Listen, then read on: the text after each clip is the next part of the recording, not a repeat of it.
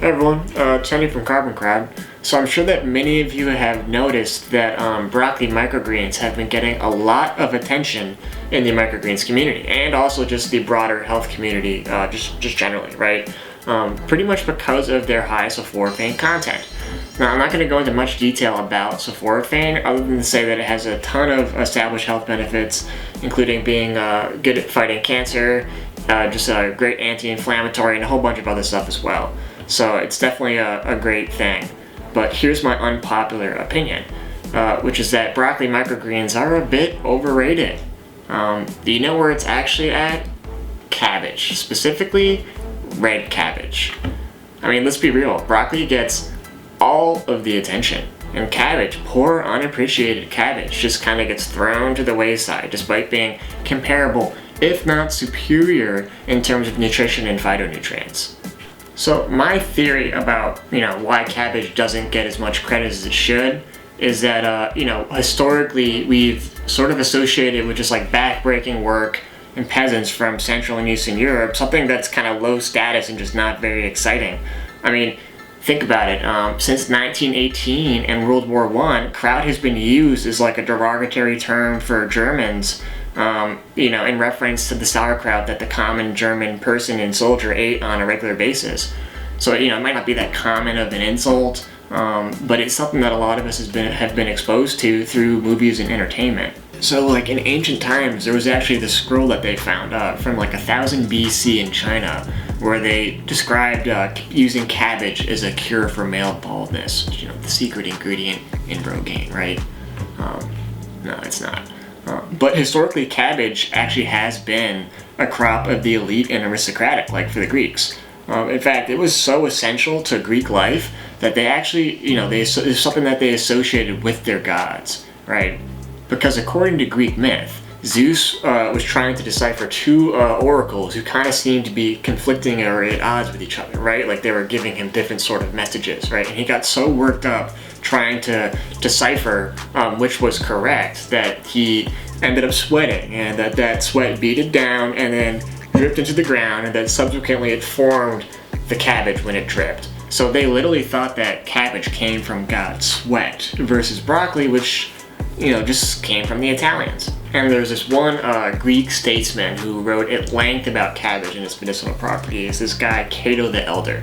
Now what's crazy is that this guy somehow intuitively understood that there was something special in the cabbage plant that was activated by maceration and crushing, and he had no way of knowing any of the science of how glucosinolates turn into isothiocyanate like sulforaphane, let alone that they existed in the first place and had an antimicrobial effect. I mean, back then, they didn't really know anything about bacteria, or what infections were, and pretty much all this guy's knowledge was based on observation and trial and error, right?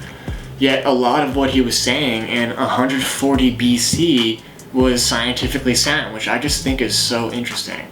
So Cato held cabbage in very high esteem, saying, quote, "Of the medicinal value of the cabbage, it is the cabbage which surpasses all other vegetables." And as it turns out, a lot of his preparation methods actually made sense from a phytochemical perspective.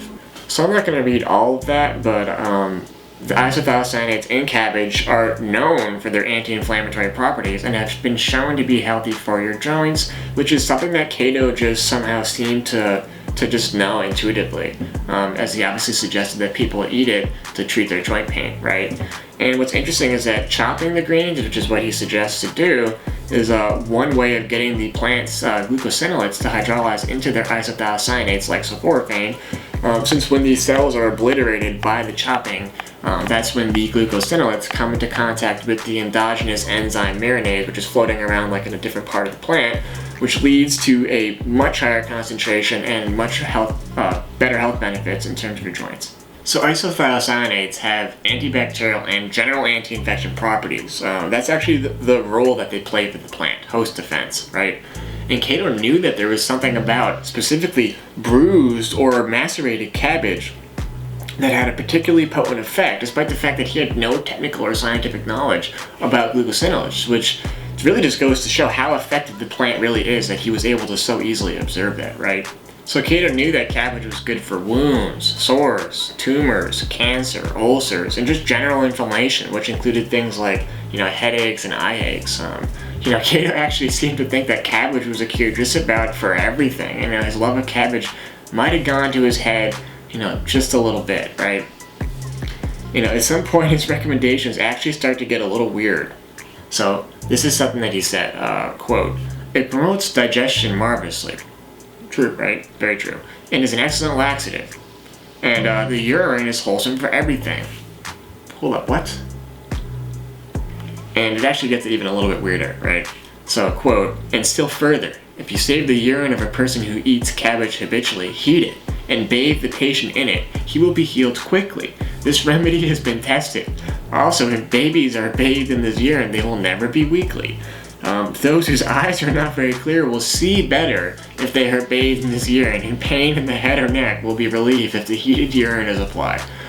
Yeah, so I'm just gonna go out on a limb and say that we shouldn't be doing any of that, right? But before we completely condemn Cato as just this complete weirdo, it's worth considering that there was actually real science behind what he was saying. Because there is actually potentially some truth to this. As it turns out, isothiocyanates are excreted through the urine, and it's entirely possible that they could have some of the health benefits that he's talking about. But honestly, it's not really worth finding out.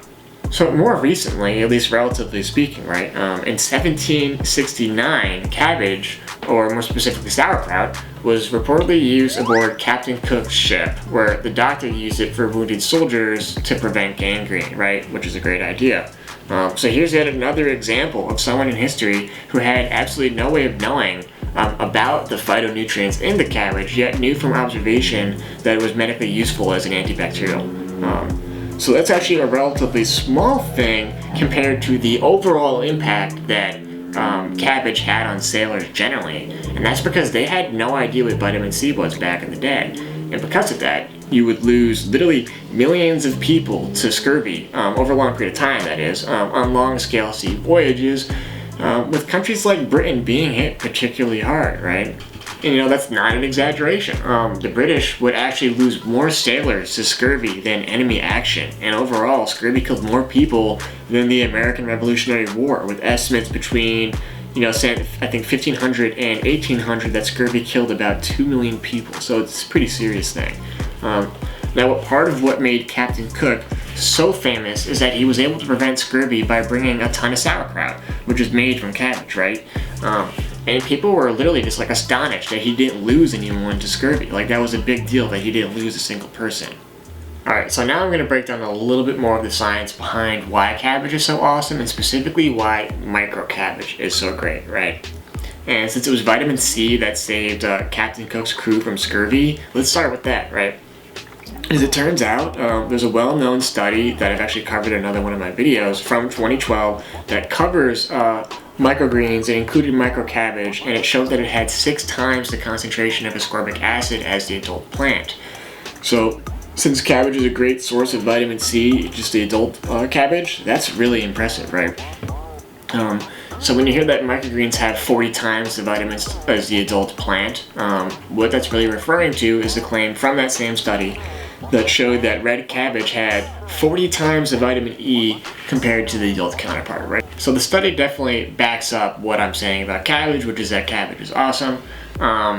Because it also showed that levels of phyloquin, or vitamin K, was much higher in the microgreens versus the mature cabbage. That it had 28.6 times the concentration of lutein and zeaxanthin, which those are very useful macular pigments that you can only get from vegetables, right? And 260 times the beta carotene is the adult plant. So that's just impressive all across the board, right? There was a separate study that showed that cabbage had the most calcium out of the 30 different microgreen varieties that they tested, and just generally, right, based on what the study showed, it's just generally a vitamin and mineral powerhouse, right, which no surprise there. Now, like other cruciferous vegetables, cabbage is going to be loaded with useful phenolic compounds, which are going to be extremely beneficial health-wise, and, there have been studies showing that microcabbage has high levels of these phenols compared to the adult plant, right? Cabbage is known to be an excellent source of quercetin, and also contains like a ton of beneficial hydroxycinnamic acids like p-coumaric acid, synampic acid, and ferulic acid, which all have pretty cool health benefits, right? In one very high quality study, it was actually shown that brassica microgreens had a more complex polyphenol profiles and contained more varieties of polyphenols compared to their mature plant counterpart. So if we're going to get excited about cabbage, the adult cabbage, we should be getting even way more excited about microcabbage. And it's not just that you're getting something that has more of a mix. While broccoli is sort of associated with sulforaphane, researchers have actually shown that cabbage has some of the highest levels of phenethyl and benzyl isothiocyanate, which are just sort of different isothiocyanates than sulforaphane. They come from different glucosinolates, but they're going to have some of the same similar health benefits as sulforaphane, right? They're just not as well studied. And yeah, in terms of well-studied glucosinolates, cabbage has been shown to contain sinigrin, uracil, glucobrassicin, which means that it's going to be a good source of both indole 3-carbinol and its derivative, which is also well studied, which is diindole methane, I believe, which is also just known as DIM, right? So when it comes to glucosinolates, one might say that cabbage is well-rounded compared to the competition, right? So at the end of the day, it's really worth questioning, some of the cognitive biases that we have when it comes to certain vegetables like cabbage, right? And although broccoli is known to be a great source of sulforaphane, you can also find this in other cruciferous plants as well, including cabbage. So while broccoli microgreens get, all the credit as the new health food super trend, the reality is that cabbage is just as good, if not better, which has been something that astute minds have known for thousands of years, right? And conveniently, some of the healthiest varieties of cabbage, they're gonna, be the red kinds, and they're also gonna be the easiest to sell at market because they're so vibrant, right? And once people, once your customers get educated and realize that it has similar health benefits as broccoli, you're gonna quickly find that it's gonna become one of your best sellers. And varieties like red acre cabbage also happen to be some of the easiest to grow. Basically gonna be the same process as growing broccoli or really any brassica variety. So there's no reason not to give it a try, right? So just get out there and get growing some broccoli. Cabbage. Don't grow broccoli.